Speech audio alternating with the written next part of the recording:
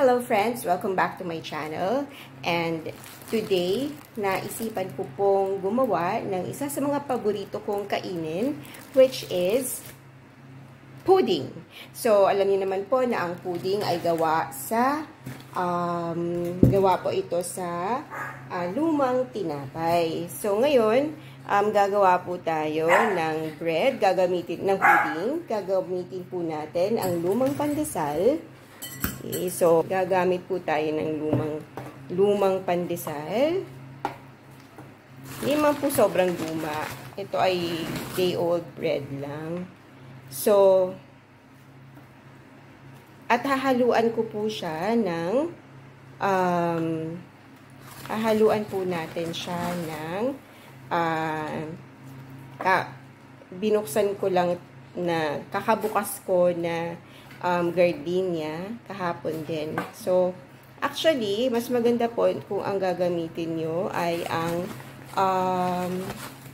yung mga medyo mas matigas na bread. Ang gardenia kasi hindi naman siya matigas.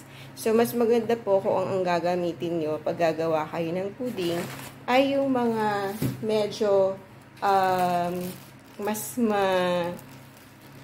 matigas kesa sa gardenia. Like, for example po,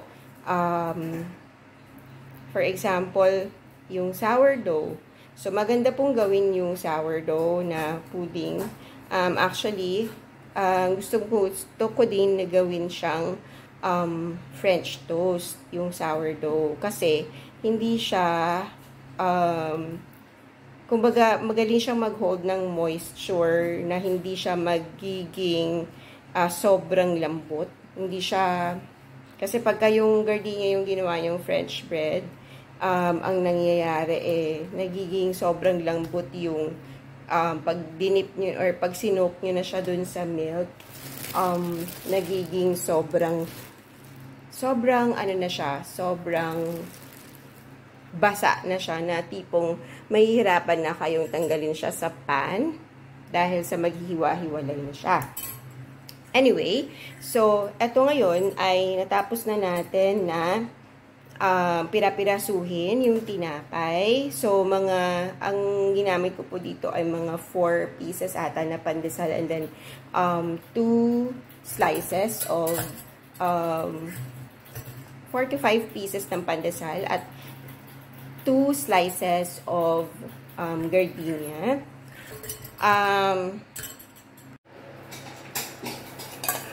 Pagkatapos po ay magdi-drizzle tayo ng 2 tablespoons of melted butter. So, ito pong butter na to ay minelt ko lang po sa ibabaw ng heat. So, lalagyan lang po natin ng konting butter.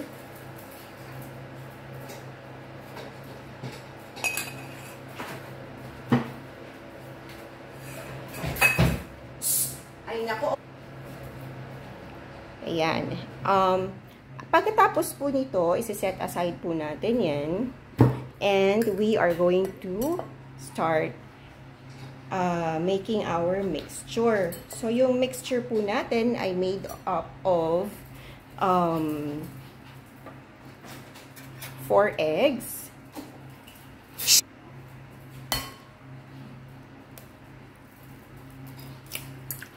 Ay, ayan.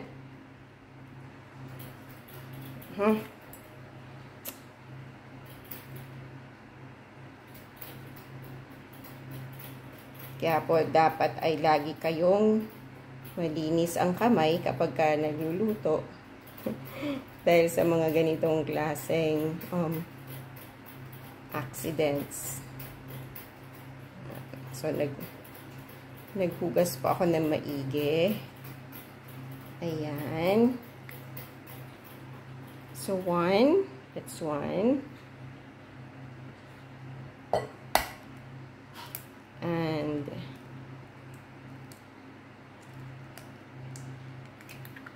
that's 2.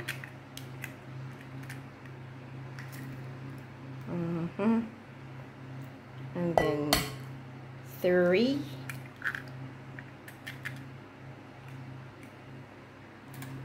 And 4.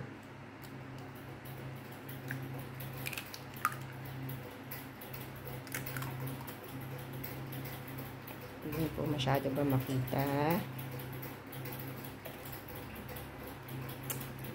Tapon lang po natin ito.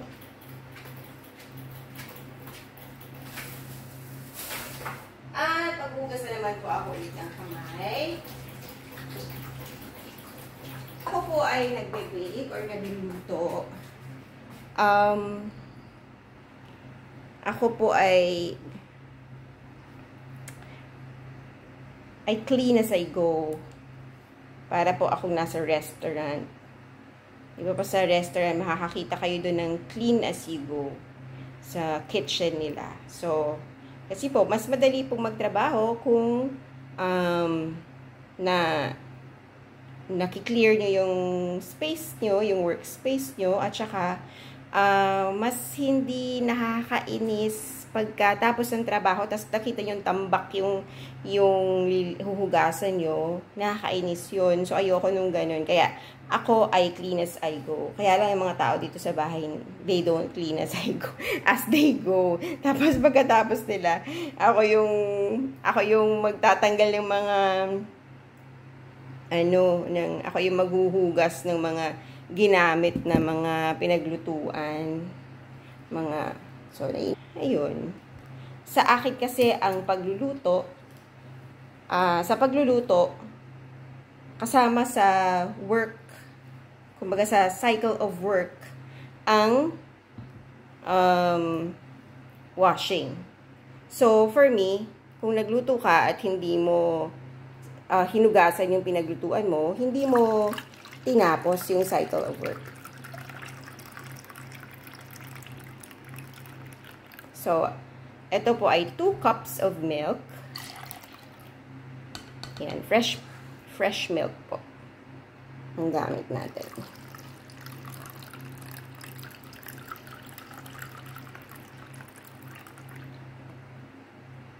Yan pa natin.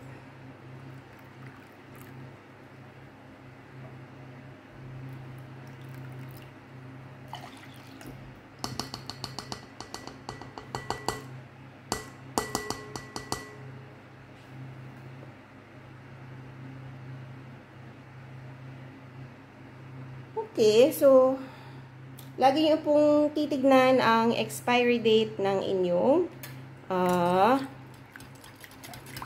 milk at lahat ng mga grocery items na binibili niyo sa grocery items na binibili niyo sa grocery. Mga grocery items niyo po, check niyo po lagi ang kanilang expiry date before using it.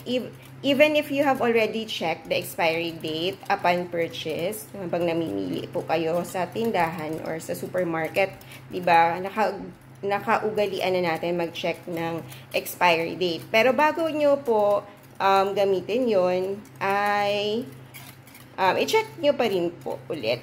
Kasi sometimes nag-store tayo ng grocery items sa pantry natin, tapos hindi natin namamalayan kung gaano nakatagal yung item doon sa pantry natin. So, mas maganda nga kung meron tayong list ng ng items, tapos may date tayo ng kung kailan natin nabili, etc. So, ayan. Pagkatapos natin lagyan ng 2 cups of milk, lalagyan po natin ng 1 teaspoon of cinnamon. So, dahil sa medyo matagal akong hindi nag-bake at hindi rin kasi ako nagme-measure kapag nagluluto. At nagme-measure lang ako pag nagbe-bake.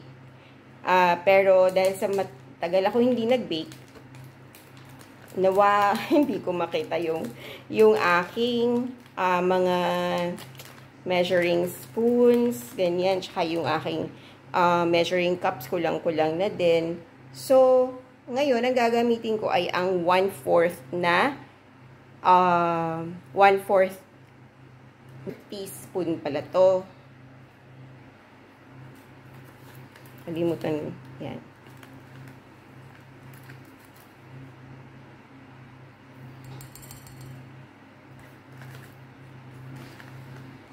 So, lalagyan ko na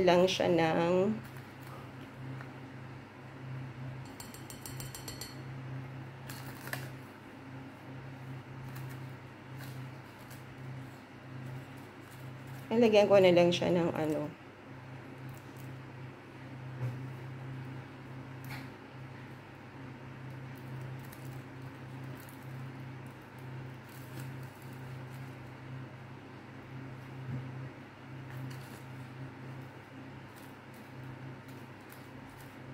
1 teaspoon na lang. 1 teaspoon.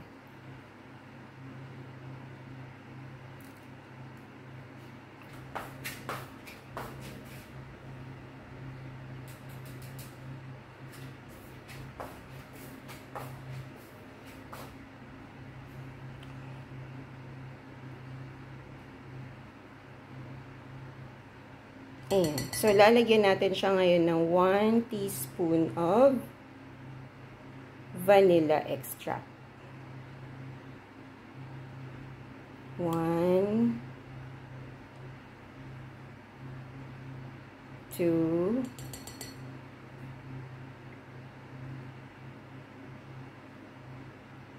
3,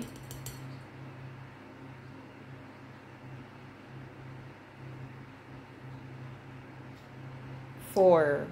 So, 4 po kasi 1/4 teaspoon po ito. So, kailangan po natin ng 1 teaspoon of vanilla extract. So, pag nasobrahan naman po tayo sa vanilla, hindi po maganda ang magiging lasa.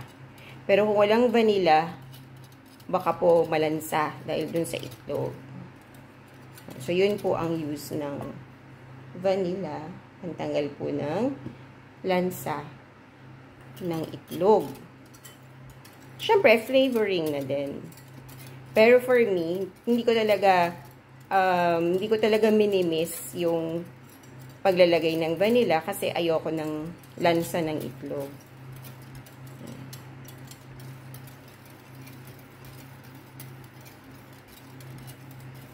And then, next po na gagawin natin is to put sugar. So, kami po ay hindi ma-sugar dito sa bahay. Iniiwasan po namin ang sugar. Kasi nakaka-cause po ng inflammation at kung ano-anong mga nakakatakot na diseases like diabetes, ganun.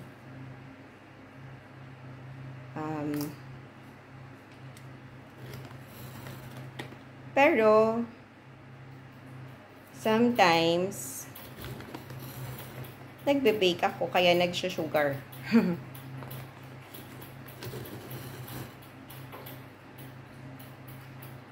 So, actually, kapag ka natuto kayong mag-bake, or pag nagsimula na kayong mag-bake, you will learn to avoid baked goods. Kasi, ma-realize nyo kung gaano kadaming asukal ang nilalagay sa baked goods. So, itong ilalagay ko ngayon ay 3/4 cup of sugar. So, sa recipe na to, 3/4 cup siya, pero hindi ko na siya gagawing 3/4. So, magiging ano na lang siya, less than 3/4 cup. 1 cup itong gamit ko, so in-estimate ko na lang. Kasi yung sugar naman, dito sa recipe na to, hindi naman siya kailangan maging eksaktong-eksakto. Kasi since hindi ko naman kailangan ng eksaktong 3/4 cup na sugar dito, so less than 3/4 ang ilalagay ko. Para hindi masyadong matamis. Kasi nga, nakakatakot ang sugar. Kaya lang kasi, minsan, nagke-crave tayo. Kaya, gumagawa tayo ng ganito. Kung gusto nyo ng recipe ng sugar-free na bread, meron ako sa channel ko. Yung gluten-free and sugar-free na cheese bread. Masarap yun. So, I will also put the link in the description box para ma-view nyo if interested kayo sa sugar-free na breads. Yun hindi rin gagamit ng regular flour. So, ang gamit doon ay ibang flour. Lighter siya. So, mas okay siya. Yung flour na yun, mas okay siya gamitan ng mga nagda-diet, ganun. Tapos, dahil din sa wala siyang sugar, okay din siya. Pero, masarap yun. Promise. Hindi ako nasasarapan sa mga keto breads na binibili ng mga sugar-free breads or gluten-free breads na binibili ng husband ko. So, ginawa ko yun at masarap siya. So, nagustuhan ko siya. It's not naman because it's my own, own baked good. Pero, nagsasabi lang ako nito.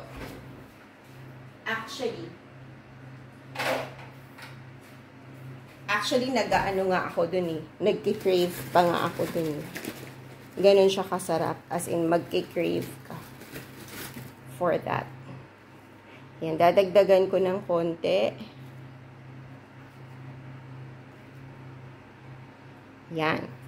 Okay? So, now, we are ready to pour in our mixture. So, stir nyo lang siya. Halo-halo, halo-halo. Haluin nyo mabuti.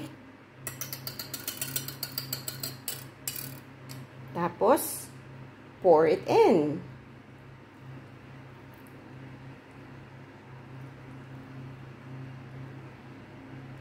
Ayan.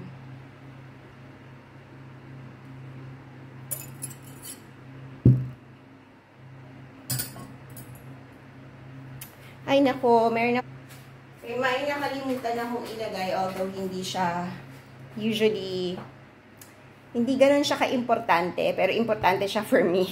Kasi any kind of baked good na ginagawa ko, nilalagyan ko ng salt. Kasi pang ano yun, pang pa-enhance ng flavor. It brings out all the flavors ng mga ingredients na nilagay nyo. Kaya lang, hindi ko pala na-prepare yung salt. Tas nalimutan ko siya. Naalala ko lang yung asin. Nung binubuhos ko na yung yung mixture. Anyway, hindi naman siya ganun ka-importanteng ingredient for this. Ako lang, yung mga ibang gumagawa ng pudding, hindi naman naglalagay ng salt. Pero, ako kasi, gusto ko kasi may salt. Lahat ng mga ginagawa ako, mga pastries, mga ganyan, kahit walang salt sa recipe, naglalagay ako ng pinch of salt. Ayan. So, pag ayaw nyo maging soggy yung inyong pudding, pwede naman dagdagan yun yung pwede nyo dagdagan after nyo maibuhos yung mixture nyo, pag nakita nyo na soggy pa din siya, or parang feeling nyo magiging soggy siya dahil sa konti lang yung bread, pwede nyo yung dagdagan. Katulad ng ginagawa ko. Ayoko kasi maging soggy siya. Ayan. So, let the bread soak the milk or the mixture. Ayan. Soak niya yan.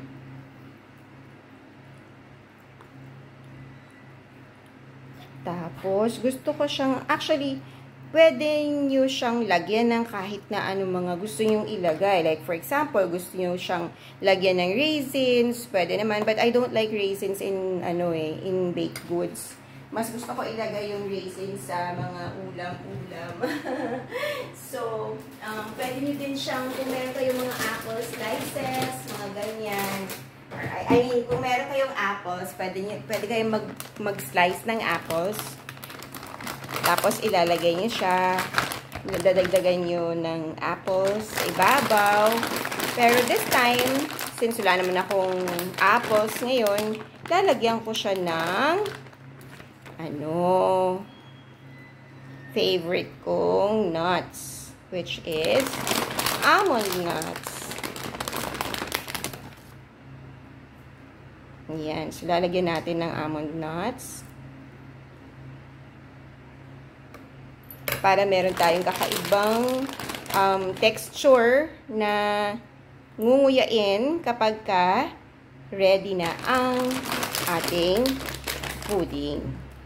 Yan. So, nag-enjoy ba kayo mag-bake today?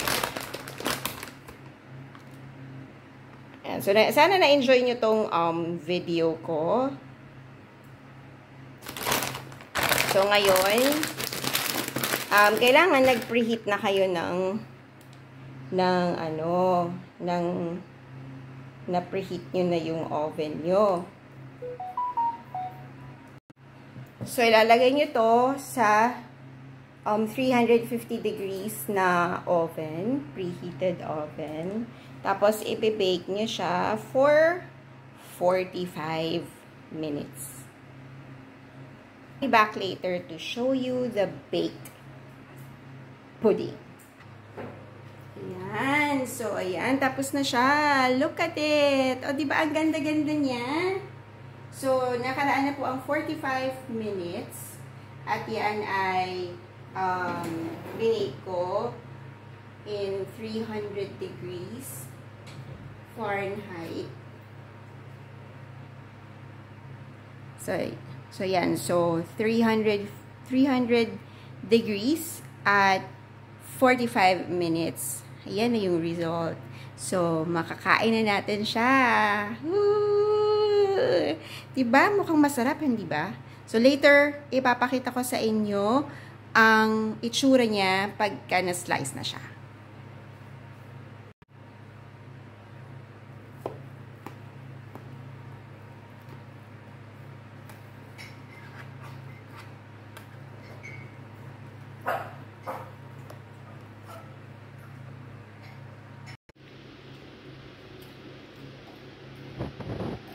So, ito na po yung finished na product. Ayan. So, I'll enjoy it with my coffee. So, try nyo din po. Thank you so much for watching my video. God bless you and I'll see you again soon. Bye-bye.